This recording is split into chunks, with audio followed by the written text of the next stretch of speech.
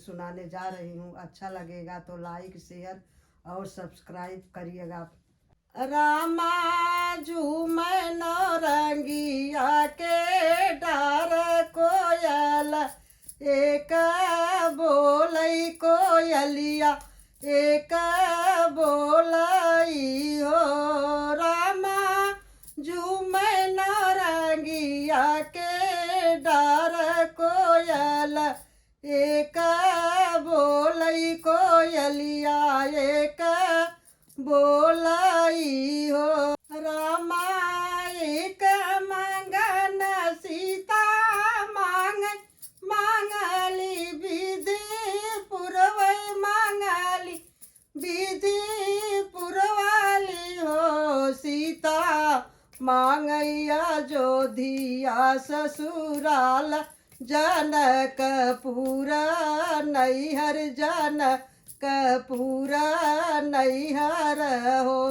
ओ रामा दूसरा मंगन सीता मांगई विधि पुरवै मांगई विधि पुरवई हो। सीता मांगली सासु कौशल्या ससुर राजा दशरथ ससुर राजा दशरथ हो।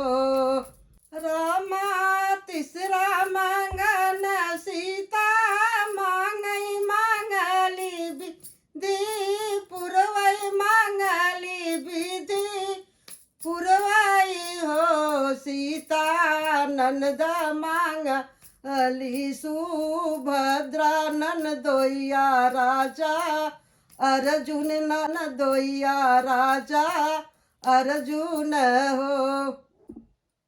चौथा मंगन सीता मांगली विधि पुरवै मांगली विधि पुरवा हो। सीता मांगली श्री भगवान देवर राजा लक्ष्मण देवर राजा लक्ष्मण हो। रामा पचवा मंगन सीता मांगली विधि पुरवै मांगली विधि पुरवाई हो।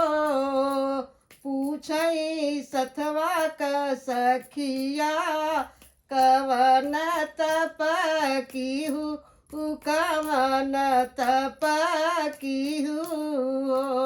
माघई माघन हाय अग्नि नाही तापे अग्नि नाही तापे हो। सखिया सूरज के दूध हम चढ़ाए अक्षत हम चढ़ाए हो। सखिया सूरज के जल हम चढ़ाए अक्षत हम चढ़ाए हो। सखिया भूखे हम ऐतवार नमक नाही खाए नमक नाही खाए हो।